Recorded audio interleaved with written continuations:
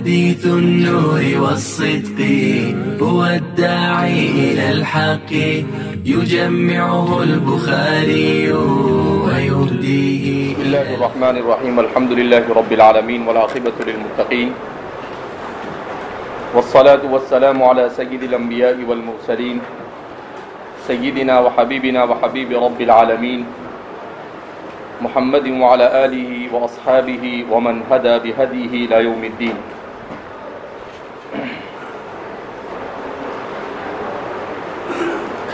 ام المؤمنین عائشہ صدیقہ رضی اللہ تعالی عنہا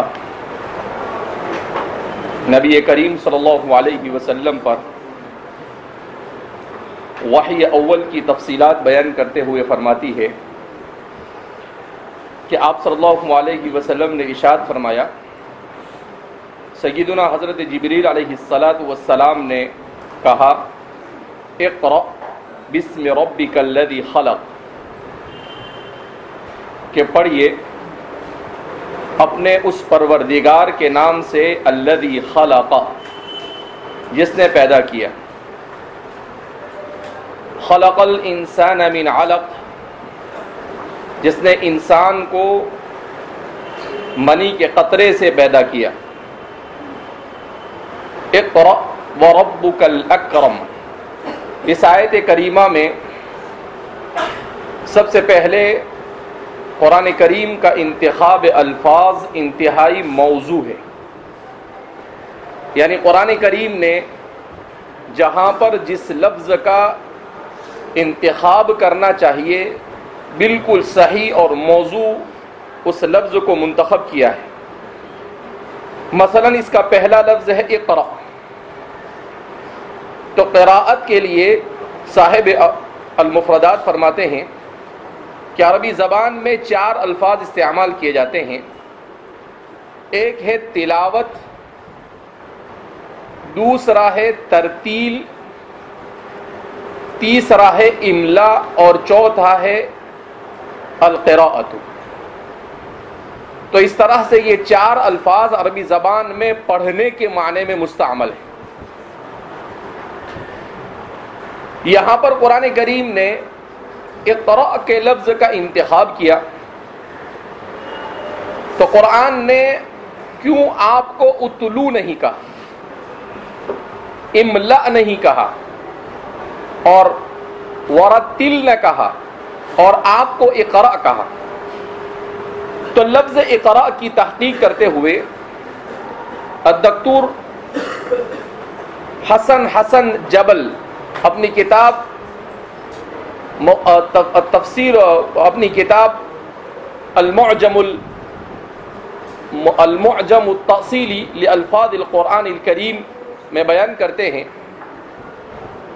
کہ قراء کے اصل معنی عربی زبان کے اندر آتے ہیں جمع کرنا۔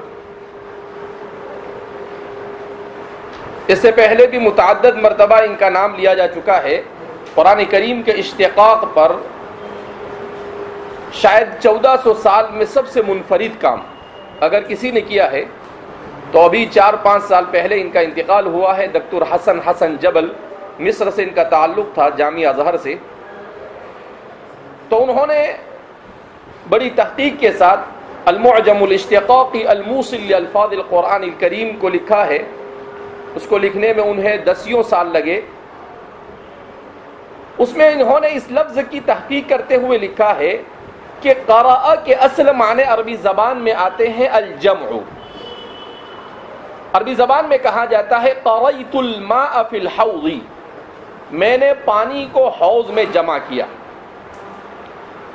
اسی طریقے سے عربی زبان میں کہا جاتا ہے، کوئی آدمی اگر سفر میں جاتا ہے تو کہتے ہیں ذهب الرجل الى البلد ومكث فيها 15 ليلة فذهب قراءته، کہ اگر کوئی آدمی سفر میں نکلے اور کسی جگہ پر 15 دن قیام کر لے تو پھر اس شہر کی بلا اس سے ٹل جاتی ہے اور وہ اس سے مانوس ہو جاتا ہے۔ تو آپ فرماتے ہیں کہ میں نے جب تحقیق کی کہ جمع کرنے کے لیے تو عربی زبان میں بہت سارے الفاظ استعمال کیے جاتے ہیں. تو فرماتے ہیں کہ میں اس نتیجے پر پہنچا کہ مطلق جمع کرنا یہ اس کا معنی نہیں، بلکہ اس کا معنی ہے عربی زبان میں جمع الشیء فی باطنہ او فی حیزہ واخراجہ عند الضرورۃ. یہ ہے اس کے اصل معنی. کسی چیز کو باطن میں یا اس کے حیز میں جو اس کی جگہ ہو وہاں پر جمع کرنا، اس طور پر جمع کرنا کہ جب ضرورت پڑے اسے نکالا جا سکے. عند ضرورت اسے کیا کیا جا سکے؟ نکالا جا سکے. تو یہ فرماتے ہیں کہ قراء کے معنی محوری ہے. یہ کیا کرتے ہیں؟ کسی بھی چیز کے اصل لغوی معنی نکالتے ہیں، لغوی معنی نکالنے کے بعد اس کے معنی محوری نکالتے ہیں، اور معنی محوری نکالنے کے بعد اس کو جو جدید استعمال میں اس کا قرآن کریم نے اس کا استعمال کیا ہے اس کے ساتھ اسے جوڑتے ہیں. تو فرماتے ہیں کہ یہ اس کے اصل معنی ہے. جمع الشیء فی الباطن یا فی باطنہ او فی حیزہ واخراجہ عند الضرورہ. اب اس کے بعد اس کا استعمال عربی زبان میں ہونے لگا پڑھنے کے لیے. البتہ ہر قسم کے پڑھنے کے لیے نہیں ہوتا ہے. عام طور پر ائمہ لغت، خاص طور پر ہمارے اردو میں جو قرآن کریم کی لغات پر کام کرتے ہیں، وہ لوگ بھی سرسری طور پر اتنا لکھ کر چلے جاتے ہیں کہ قراءت کے معنی ہے پڑھنا، اور یہ لفظ عام ہے، اور تلاوت وغیرہ دوسرے الفاظ یہ خاص ہے. لیکن آپ فرماتے ہیں کہ ایسا نہیں. قراءت کے معنی ہے اصل پورا معنی جب اس کو اس کے اشتقاق اور اس کے اصل معنی اور معنی محوری کے ساتھ ملایا جاوے تو اب یہ معنی نکلتا ہے کہ قراءت کے اصل معنی آتے ہیں کسی چیز کو اس طور پر پڑھنا کہ وہ دل و دماغ میں جمع ہو، اور ایسا جمع ہو کہ جب ضرورت پڑے تو اسے دہرایا جا سکے. یہ ہے اس کے معنی. یہ ہے کیا اس کے معنی. تو اب قراءت کے معنی کیا ہوں گے کہ کسی چیز کو اس طور پر پڑھنا کہ وہ دل و دماغ میں جمع ہو جاوے اور ضرورت کے وقت وہ زبان پر آ سکے. وَإِخْرَاجُهُ عِنْدَ الضَّرُورَةِ. یہ ہے اس کے معنی ہوئے. اب جب ہم اس کو اس کے دوسرے مفردات اور دوسرے مترادفات کے ساتھ ملاتے ہیں تو بات یہ سمجھ میں آتی ہے کہ یہاں پر یہی لفظ موضوع تھا. کیوں؟ اس لیے کہ تلاوت کے معنی آتے ہیں پڑھ کر سنانا. تلاوت کے معنی کیا آتے ہیں؟ پڑھ کر سنانا. اسی طریقے سے دوسرا لفظ استعمال کرتے ہیں ترتیل. اس کے معنی آتے ہیں آواز کو مزین کر کر ٹھہر ٹھہر کر پڑھنا. آواز کو مزین کر کر ٹھہر ٹھہر کر پڑھنا یہ ترتیل کہتے ہیں. اور بعض مرتبہ املا کے لفظ کو بھی قرات کے معنی میں استعمال کیا گیا ہے. تو اس کے معنی ہے جو لکھا ہوا ہے اسے دیکھ کر پڑھنا. جو لکھا ہوا ہے اسے دیکھ کر پڑھنا. اب فرماتے ہیں کہ اب ان سب کو جمع کرنے کے بعد جو نتیجہ نکلتا ہے وہ یہ ہے کہ جبریل جس وقت وحی اول کو لے کر آئے اس وقت اللہ رب العزت آپ صلی اللہ علیہ وسلم سے کس طرح کے پڑھنے کا مطالبہ کر رہے تھے. تو سیدھی سی بات ہے آپ سے ایسا پڑھنے کا مطالبہ کیا جا رہا تھا کہ آپ کو جو پڑھایا جائے اسے آپ اچھی طرح سے پڑھ کر اپنے دل و دماغ میں محفوظ کر لیجئے، اور جب آپ کو تبلیغ کے لیے کہا جاوے تو ضرورت کے وقت اپنی امت کو یہ سنا کر بتائیے. اپنی امت کو یہ سنا کر کیا کیجئے؟ بتلائیے. تو یہ معنی صرف لفظ قراءت میں پایا جا سکتا تھا. دوسرے کسی میں نہیں پایا جا سکتا تھا، کیونکہ آواز کو مزین کر کر ٹھہر ٹھہر کر پڑھانا اس وقت مقصود نہیں تھا، کیونکہ آپ صلی اللہ علیہ وسلم خود فرما رہے ہیں ما انا بقاری. تو ظاہر سی بات ہے جب ابھی تو پڑھنا ہی نہیں آتا ہے تو آپ ترتیل کے ساتھ آدمی کب پڑھتا ہے؟ جب پہلے پڑھنا سیکھ لے گے. اسی طریقے سے تلاوت بھی مقصود نہیں تھی یہاں پر. کیوں تلاوت مقصود نہیں تھی؟ کہ تلاوت کے معنی ہے پڑھ کر سنانا. قرآن کریم کی تلاوت کے ساتھ اسے خاص کیا گیا ہے. لیکن شیخ حسن الجبل فرماتے ہیں کہ یہ جو لوگ کہتے ہیں کہ تلاوت صرف قرآن کے پڑھنے کے ساتھ خاص ہے، کہا یہ صحیح نہیں. اس لیے کہ قرآن کریم نے منتر کو پڑھنے کے لیے بھی تلاوت کا لفظ استعمال کیا ہے. کس کو پڑھنے کے لیے؟ منتر کو پڑھنے کے لیے. اس کا مطلب ہے تلاوت کے معنی ہے کسی چیز کو اس طور پر پڑھنا کہ بیچ میں کوئی اسٹاپ نہ ہو اور سامنے والا اسے سنے. اور منتر پڑھنے والا بھی ایسے ہی کرتا ہے، تیزی کے ساتھ جنتر منتر جو بھی کرتا ہے وہ کیا کرتا ہے؟ وہ پڑھتا ہے اور اس طور پر پڑھتا ہے کہ سامنے والا اسے محسوس بھی کیا کرتا ہے؟ کر لیتا ہے. تو فرماتے ہیں یہاں پر وہ بھی مقصود نہیں تھا. کیوں؟ تلاوت کب مقصود ہوتی ہے؟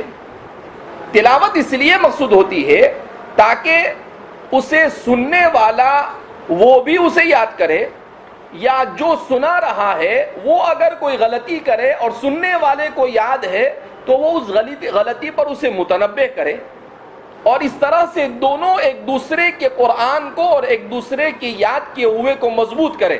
اور وہاں پر یہ مقصود نہیں تھا، اس لیے کہ جبریل علیہ السلام کو سنانے کی ضرورت تھی نہیں.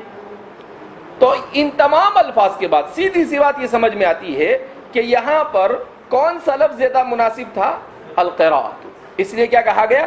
اقرأ بسم ربک الذی خلق، کہ پڑھیے اپنے اس پروردگار کے نام سے.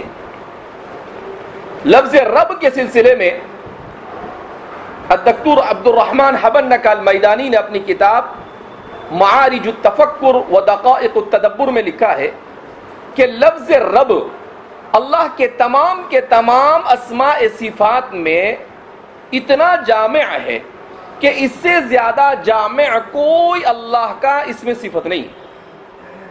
اور پھر آپ نے لکھا ہے اس میں کہ ایک لفظ رب ہے، مگر یہ لفظ رب اللہ رب العزت کے تقریباً 66 اسماء کو جامع ہے. کتنے اسماء کو جامع ہے؟ اور وہ 66 اسماء کو انہوں نے ذکر کیا وہاں پر کہ یہ 66 اسماء ہے تقریباً، یعنی ثلثان اللہ کے اسماء جو 99 ہے اس میں سے ثلثان ایسے ہیں جو لفظ رب کے ضمن میں آ جاتے ہیں. تو کہاں اس سے زیادہ جامع کوئی اللہ کے لیے لفظ ہو نہیں سکتا تھا. اس لیے اللہ رب العزت نے یہاں پر اقرأ بسم ربک کا لفظ یہاں پر کیا کیا ہے؟ استعمال کیا ہے. یہ عبد الرحمن حبنکا المیدانی یہ ہمارے عصر حاضر کے ایک بہت بڑے مفکر گزرے ہیں. انہوں نے بڑا اچھا کام کیا ہے قرآن کریم کی تفسیر کے اوپر. ایک الگ انداز میں انہوں نے قرآن کریم کے اوپر کام کیا ہے. انہوں نے قرآن کریم کی تفسیر لکھی ہے ترتیب نزولی کے اعتبار سے. پہلے سورہ بقرہ کی تفسیر کرتے ہیں اور پھر اس کے بعد سورہ مزمل، سورہ مدثر اور سورہ نون والقلم. اس طریقے سے ترتیب نزولی کے اعتبار سے قرآن کریم کی تفسیر کی ہے. تقریباً 15 جلدوں میں یہ صرف ابھی سورہ مکیہ پر پہنچ سکے اور پھر اس کے بعد ان کا انتقال ہو گیا.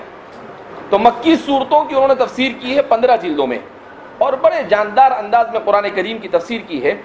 تو انہوں نے یہ بات لکھی ہے یہاں پر کہ اقرأ بسم ربک، کہ رب کا لفظ یہاں پر اللہ رب العزت نے اس لیے استعمال کیا کہ اس سے جامع اسماء رب اللہ رب العزت کے اسماء حسنہ میں اور کوئی ہو ہی نہیں سکتا ہے جو اس کے طرح اتنے زیادہ معانی اپنے اندر لیے ہوئے ہو.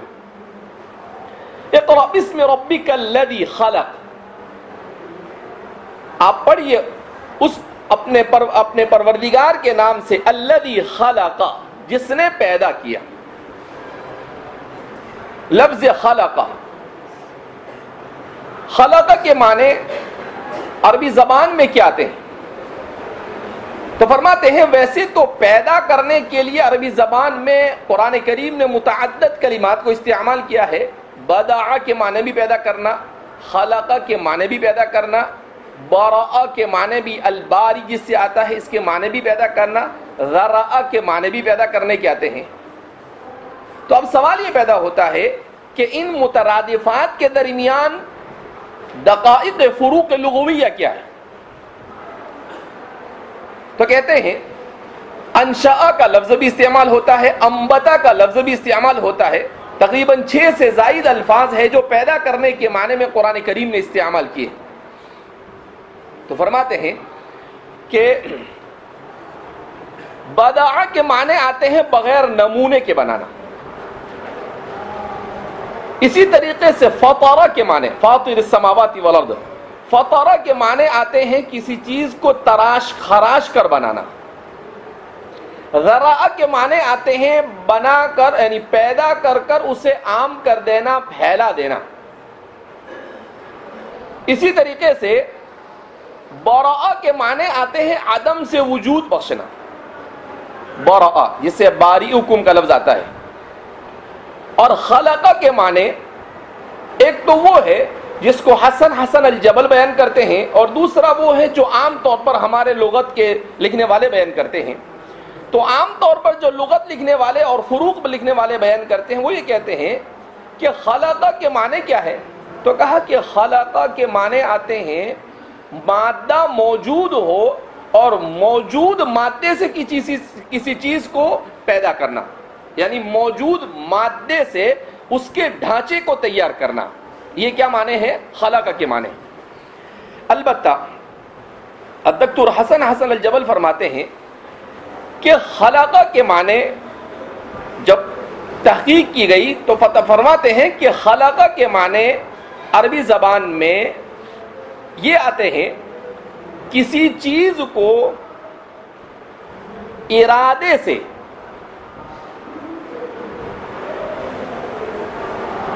اس طور پر تیار کرنا کہ وہ بیکار پڑی ہوئی ہو.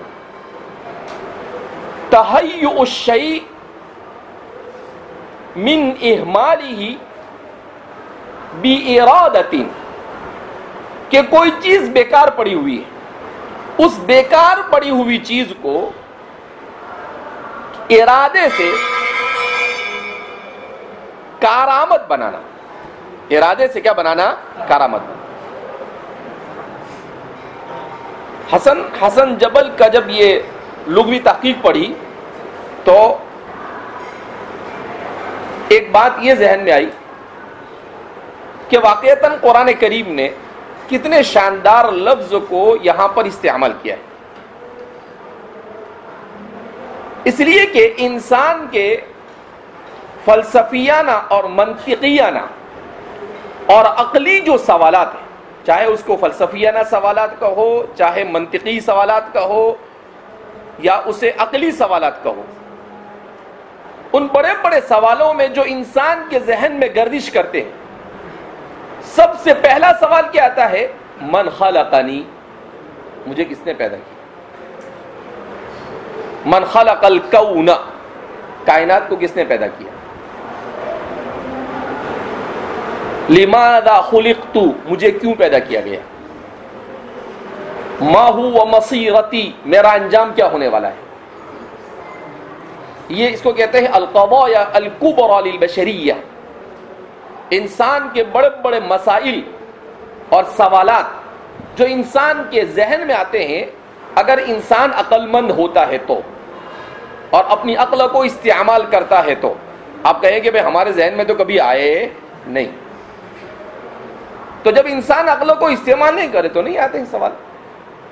فلسفی اور سائنسداں اور مناطقہ یہ اپنی عقل کو استعمال کرتے ہیں، لیکن اس کو جہاں استعمال کرنا چاہے وہاں استعمال نہ کر کر کسی اور سمت میں اصول کو چھوڑ کر چلے جاتے ہیں تو بھٹک جاتے ہیں وہ، لیکن بہرحال وہ استعمال کرتے ہیں.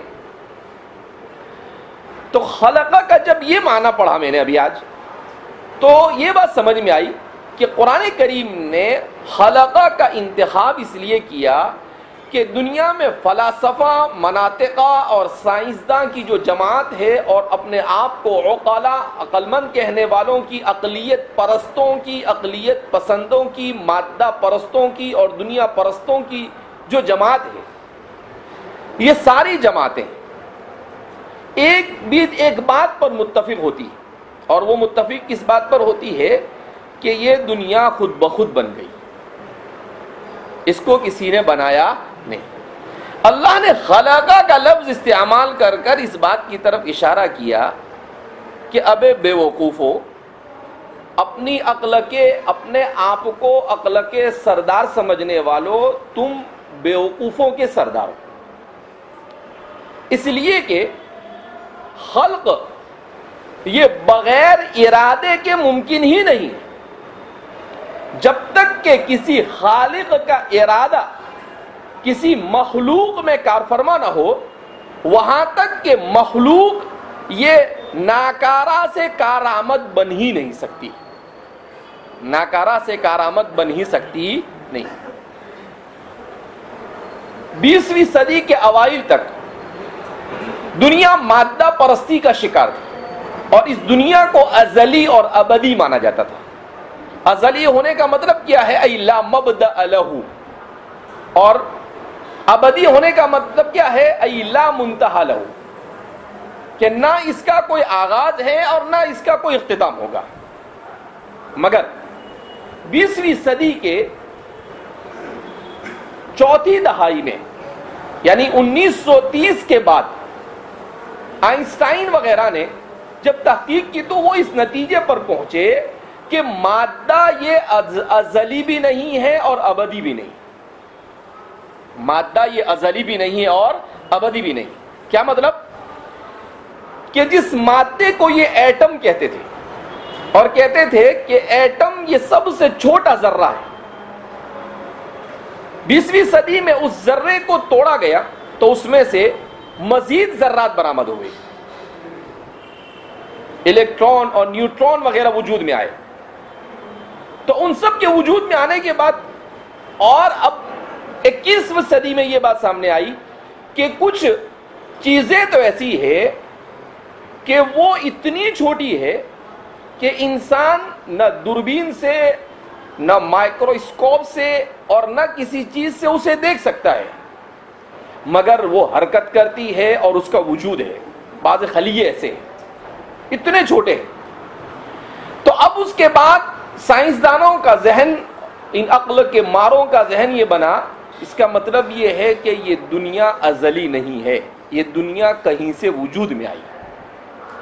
اب جب کہیں سے وجود میں آئی تو ظاہر سی بات ہے ان کو لا محالہ قرآن کو ماننا پڑتا، قرآن کی تعلیمات کو، اور اس کو تو ماننا تھا نہیں ان کو۔ تو ان بیوقوفوں نے کیا کیا؟ فر من المطر وقام تحت المیزاب، بارش سے بھاگے اور پرنالے کے نیچے جا کے کیا ہو گئے؟ کھڑے ہو گئے۔ کیا کہا انہوں نے؟ کہ یہ دنیا دھماکے سے بنی، الانفجار العظیم، بگ بانگ جس کو کہتے ہیں یہ لوگ، کہا یہ دھماکے سے بنی۔ دھماکے سے تو جو موجود ہوتا ہے وہ بھی ختم ہو جاتا ہے، تو دھماکے سے معدوم کیسے وجود میں آ سکتا ہے؟ یہ خیال استو محال استو جنو۔ تو یہ لوگ ان لوگوں سے بھی بڑے بیوقوف نکلے جو دنیا کے ازلی اور ابدی ہونے کے قائل تھے، ان سے آگے نکلنے کے چکر میں ان سے بڑی بیوقوفی انہوں نے ظاہر کی۔ تو قرآن کریم نے اس لفظ کو استعمال کر کر اس بات کی طرف اشارہ کر دیا کہ خلق الذی خلق، اسی لیے ہمارے مفسرین فرماتے ہیں کہ اللہ نے یہاں پر خلقہ کے مفعول کو ذکر نہیں کیا۔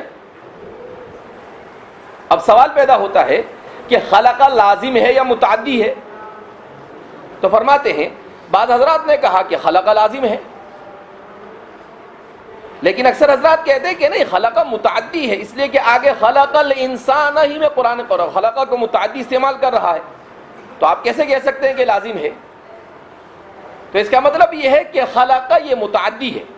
اب جب متعدی ہے تو متعدی کے لیے مفعول کی ضرورت ہے، اور قرآن کریم نے یہاں پر اس مفعول کو ذکر نہیں کیا۔ فرماتے ہیں کیوں مفعول کو ذکر نہیں کیا؟ تو کہا اس میں حکمت یہ ہے اللہ رب العزت کی کہ اگر اس کے مفعول کو ذکر کر دیا جاتا تو انسان یہ سمجھتا کہ جس مفعول کو ذکر کیا گیا اس مفعول کا خالق صرف اللہ ہے اور دوسری چیزوں کا خالق اللہ نہیں. لیکن اس کے مفعول کو ذکر نہ کر کر اس میں ایسا عموم پیدا کر دیا گیا کہ دنیا کی ہر چیز جو نظر آ رہی ہو یا نہ نظر آ رہی ہو، جو مادی ہو یا لطیف ہو، ہر چیز کا پیدا کرنے والا کون ہے؟ اللہ ہے. تو کہا یہ معنی اس وقت ملا جبکہ اس کے مفعول کو یہاں پر ذکر نہ کیا گیا. اگر مفعول کو ذکر کر دیا جاتا تو اتنا جامع معنی یہ مل سکتا تھا نہیں. تو کہا کہ اس سے عموم ایسا حاصل ہوا کہ اس عموم سے بڑھ کر اور کوئی مزید عموم ہو سکتا نہیں. تو اللہ رب العزت نے فرمایا اقرأ بسم ربک الذی خلق، پڑھ اپنے اس پروردگار کے نام سے الذی خلق. اس آیت کریمہ کے سلسلے میں حضرات متکلمین فرماتے ہیں یہ آیت دعویٰ مع دلیل ہے. یہ آیت کیا ہے؟ دعویٰ مع دلیل. کیا مطلب؟ کہ قرآن کریم نے انسان کو یہ حکم دیا، یہ آرڈر دیا کہ بھائی پڑھ. کیسے پڑھ؟ اللہ کے نام سے پڑھ. تو سوال فوراً پیدا ہوا کہ بھائی کیوں اللہ کے نام سے پڑھے؟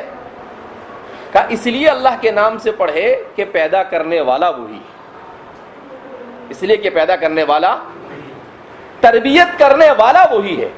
تو یہ دونوں دلیلیں پیش کی گئی کہ مربی بھی وہ، مالک بھی وہ، خالق بھی وہ، تو اس کے علاوہ اور کس کے نام سے پڑھا جائے گا؟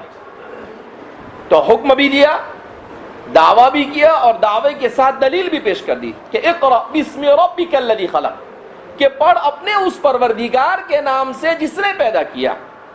کہ تو اس کے نام سے نہیں پڑھے گا تو اور کس کے نام سے پڑھے گا؟ وہی ذات تیرے لیے موضوع ہے کہ تو اس کے نام سے پڑھے.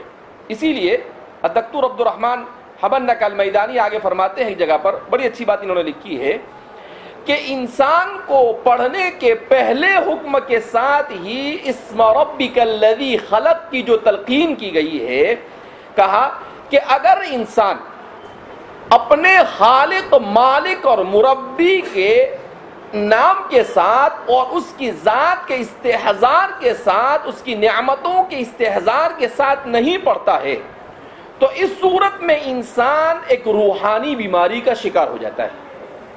اس روحانی بیماری کو قرآن کریم اسی صورت میں بیان کرتا ہے. کہاں بیان کرتا ہے؟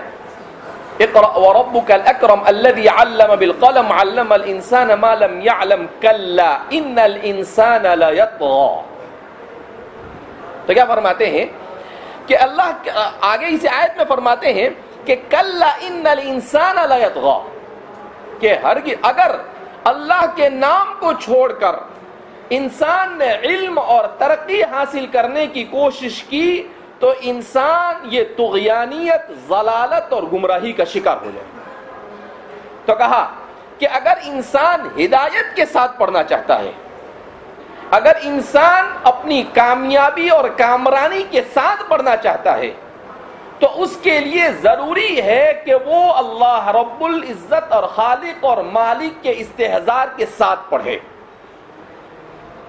اور فرماتے ہیں کہ قرآن کریم کا یہ دعویٰ بالکل صحیح صادق آیا کہ جن فلاسفہ، سائنسدانوں اور مناطقہ نے وحی سے ہٹ کر، اللہ رب العزت کی تعلیمات سے ہٹ کر اپنی عقل اور اپنی استعداد کو استعمال کیا، وہ سوائے طغیانی اور شرارت، ضلالت اور گمراہی کے کسی اور چیز کے شکار نہیں ہوئے. تو کہا کہ قرآن کریم نے یہ دعویٰ کیا کہ دنیا میں شرکشی سے بچنے اور طغیانی اور ضلالت سے بچنے کا راستہ یہ ہے کہ اللہ کے نام سے پڑھا جاوے. شیخ فرماتے ہیں کہ آگے قرآن کریم کہتا ہے ان الی ربک الرجع، کہا اللہ کے نام سے پڑھنے میں ایک فائدہ دوسرا یہ ہے کہ انسان کو اللہ کے سامنے جزا اور سزا سے دوچار ہونا ہے، اور یہ بھی اسی وقت ممکن ہے جب انسان اللہ کے نام سے پڑھے. تو معلوم ہوا کہ انسان کی دار فانی یعنی دنیا کی کامیابی بھی اللہ کے نام سے پڑھنے پر موقوف ہے، اور دار باقی اس کی کامیابی اللہ کے نام سے پڑھنے پر کیا ہے؟ موقوف ہے. تو کہا کہ دار باقی اور دار فانی ان دونوں کے دونوں کامیابی کا مدار صرف اس میں ہے کہ رب ذوالجلال کے نام سے کیا کیا جاوے؟ پڑھا جاوے. اس لیے قرآن کریم نے اس آیت کریمہ میں اس کا انتخاب کیا کہ اقرأ بسم ربک الذی خلق، کہ پڑھ اپنے اس پروردگار کے نام سے الذی خلق، جس نے پیدا کیا. اس کے بعد قرآن کہتا ہے خلق الانسان من علق، اس نے خلقہ کی جو ضمیر ہے یہ یا تو الذی کی طرف لوٹے گی یا رب کی طرف لوٹے گی. دونوں کی طرف لوٹائے تو معنی میں کوئی زیادہ فرق نہیں پڑتا ہے. زیادہ بہتر یہ ہے اس کو الذی کی طرف لوٹایا جاوے، اس لیے کہ صلہ میں ضمیر ہوتی ہے جو اپنے موصول کی طرف کیا ہوتی ہے؟ لوٹتی ہے.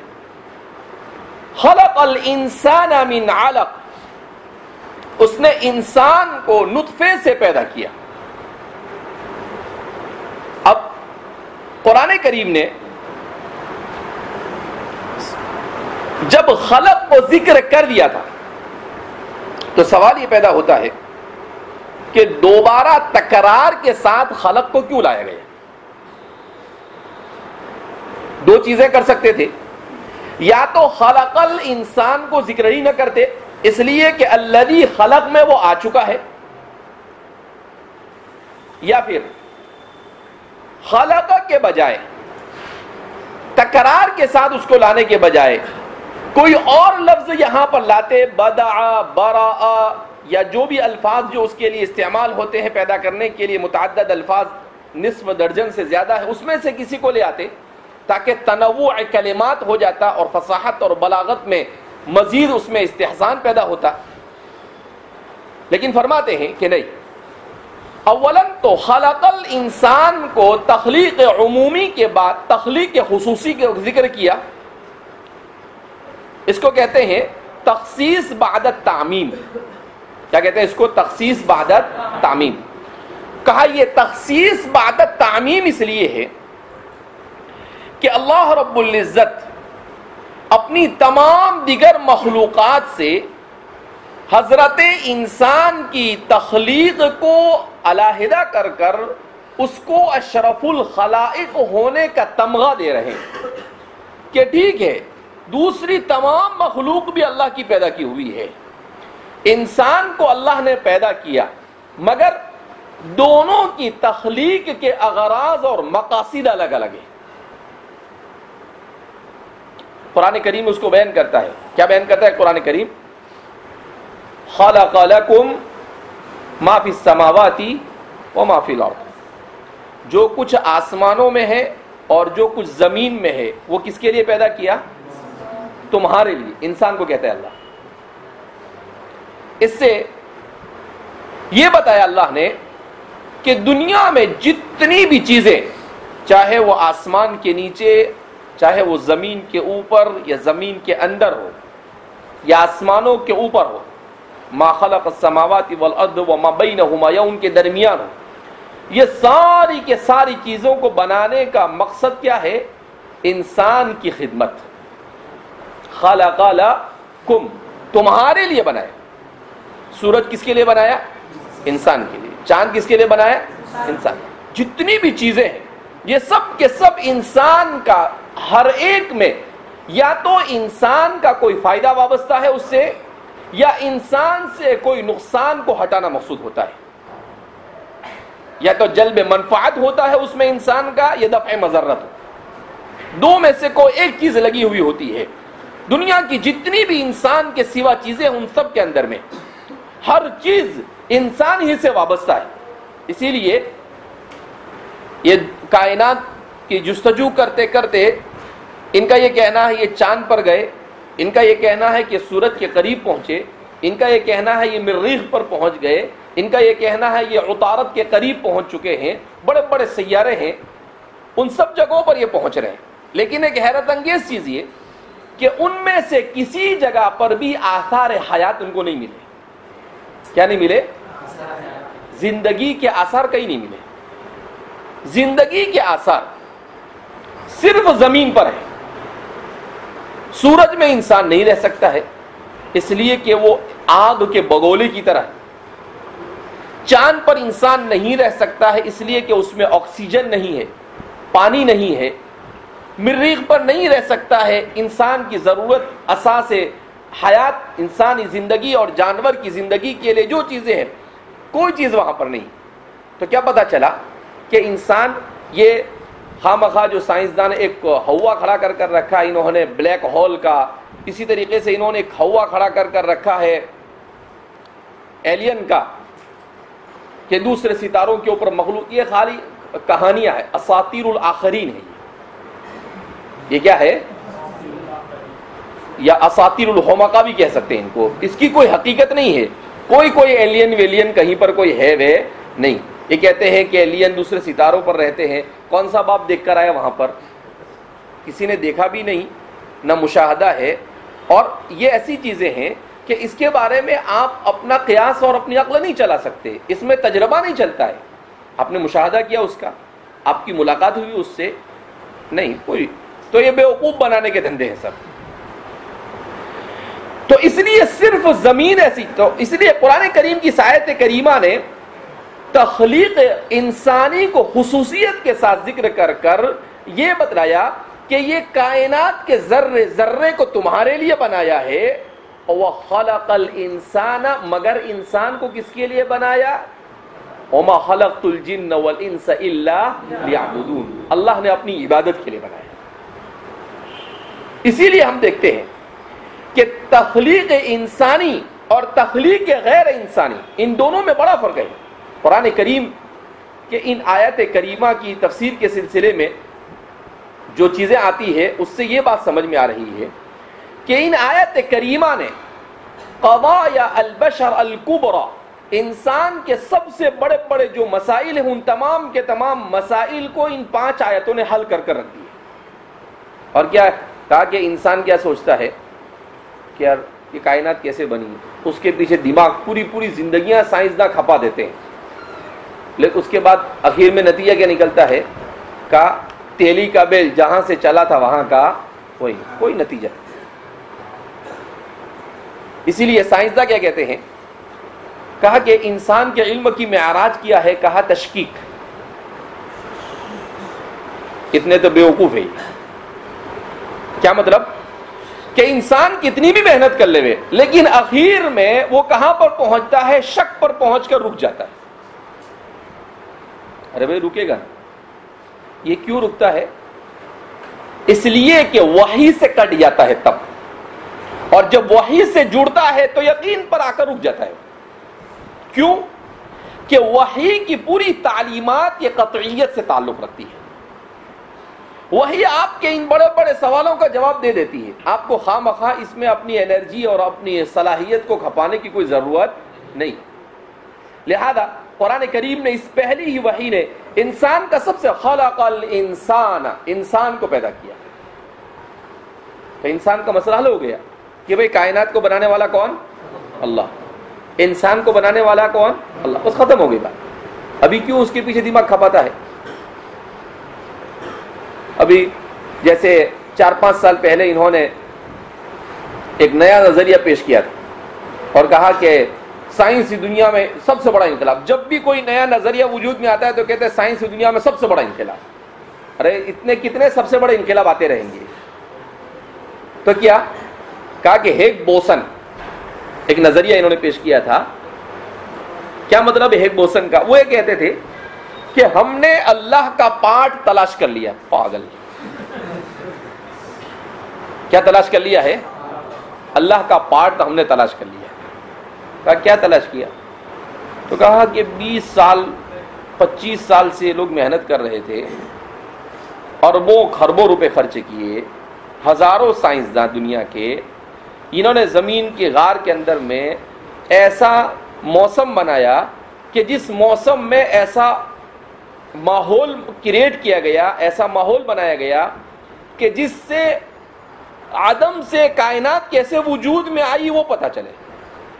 اب یہ کتنی بڑی بیوقوفی ہے۔ انسان بھوکے مر رہے ہیں، ان کو کھلا دیتے، کروڑوں روپے اس پہ خرچ کر رہے ہیں۔ اور تو کہا کہ وہاں پر ہم کو ہم کو ایک لہر ملی. کیا کون سی لہر ملی تیرے کو؟ کہا کہ یہ کائنات جب بنی تو اس وقت پہلی لہر کیسی تھی اس کا ہم کو پتہ چلا. ان یتبعون الا الظن وان الظن لا یغنی من الحق شیئا. سوائے حماقت کے اور کچھ نہیں. قرآن کریم اتنے بڑے بڑے مسائل کو ایسے چٹکیوں میں حل کرتا ہے. تو قرآن نے کہا خلق الانسان، اس نے انسان کو بنایا.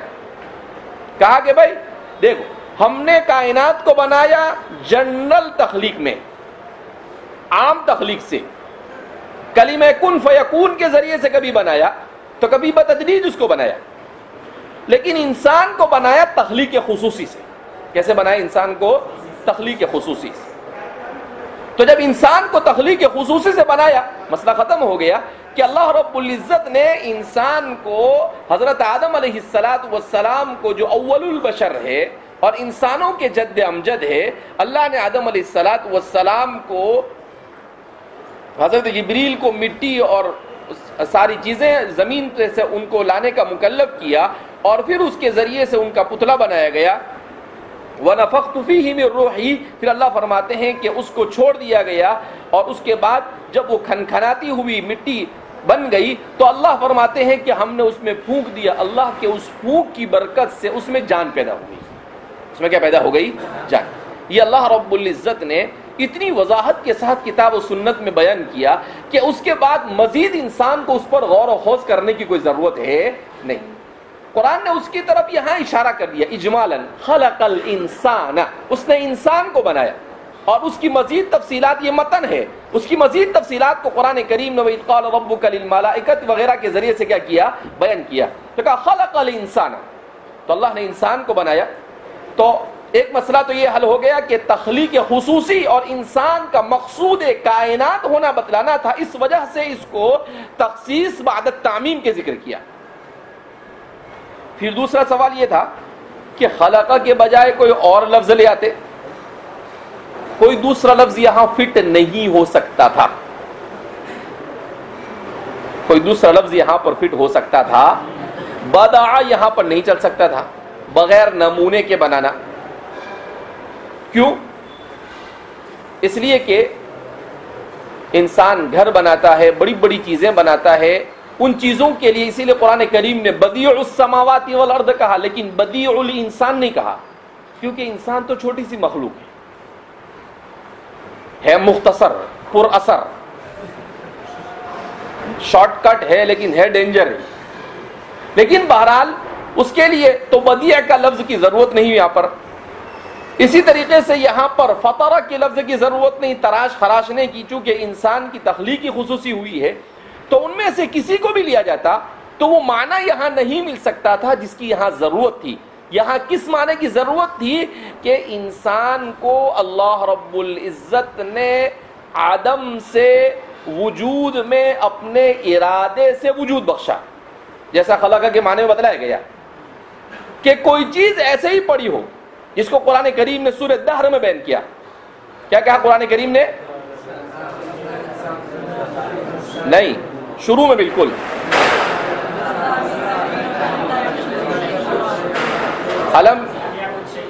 لم یکن شیئا مذکورا.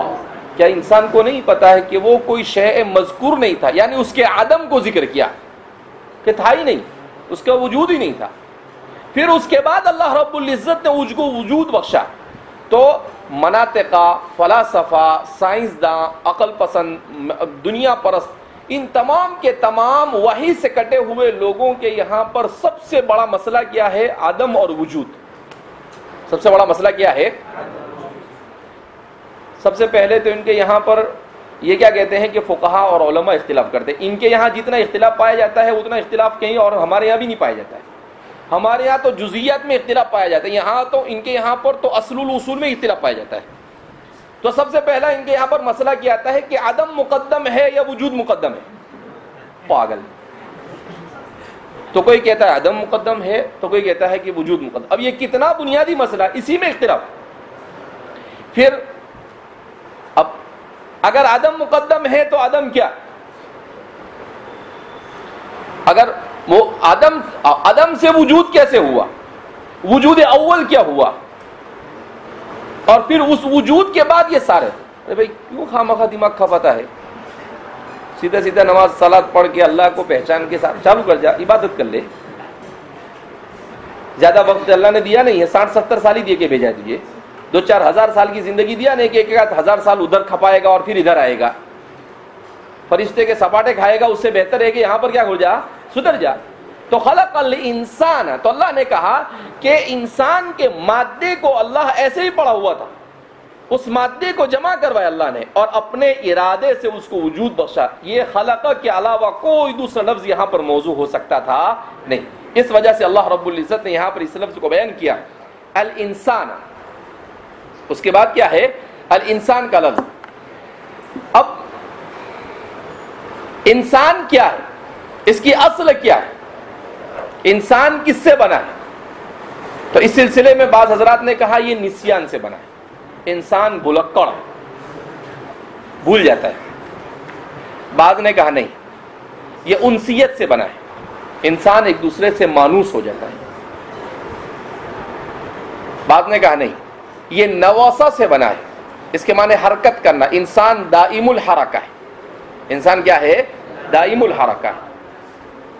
اور کسی نے کہا کہ یہ سب بھی چلیں گے، یہ ساری چیزیں انسان میں کیا ہوتی ہے، پائی جاتی ہے. اب ظاہر سی بات ہے، انسان اللہ کی جو سب سے اشرف اور سب سے بہتر مخلوق جو انسان ٹھہرا، تو ظاہر سی بات ہے اس کے لیے اللہ نے کلمہ بھی ایسا منتخب کیا کہ جو اس میں جتنی خصوصیتیں ہو سکتی تھی وہ تمام کے تمام خصوصیتوں کی غمازی کرتا ہے کہ ہاں یہ بھی اس میں پایا جاتا ہے، یہ بھی اس میں پایا جاتا ہے، یہ بھی اس میں پایا جاتا ہے. تو ساری چیزوں کو کیا کرتا ہے، وہ اشارہ کرتا ہے کہ بھئی یہ سب چیزیں اس میں کیا ہوتی ہے، پائی جاتی ہے. اس طریقے سے اللہ رب العزت نے لفظ انسان کا یہاں پر کلمے کا کیا ہے، انتخاب کیا ہے. بہرحال آپ سوچتے ہوں گے کہ خواہ مخواہ اتنا لمبا چوڑا سب یہاں پر کلام کرنے کی ضرورت کیا ہے. بھائی دیکھ،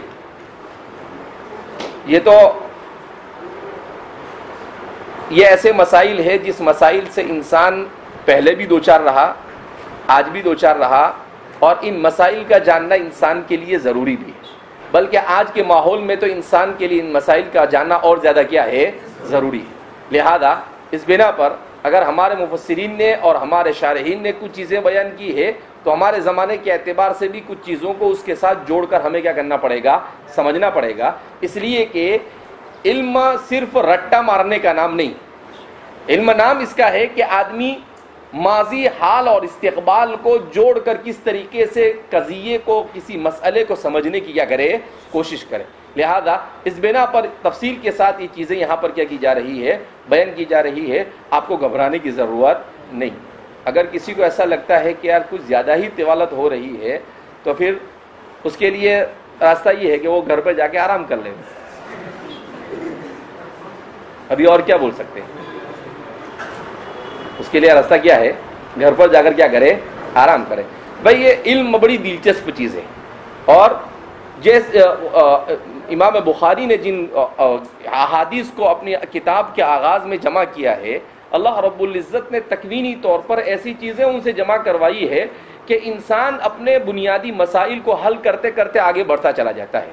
جب اساس اور بنیاد مضبوط ہو جاتی ہے تو پھر آگے کا سمجھنا اس کی بنیاد پر کیا ہوتا ہے، آسان ہوتا ہے. لیکن اگر اساس ہی سمجھ میں نہ آوے انسان کو تو ظاہر سی بات ہے کہ اس کے اوپر اپنی علمی بنیاد کو کیسے کیا کر سکتا ہے، کھڑا کر سکتا ہے.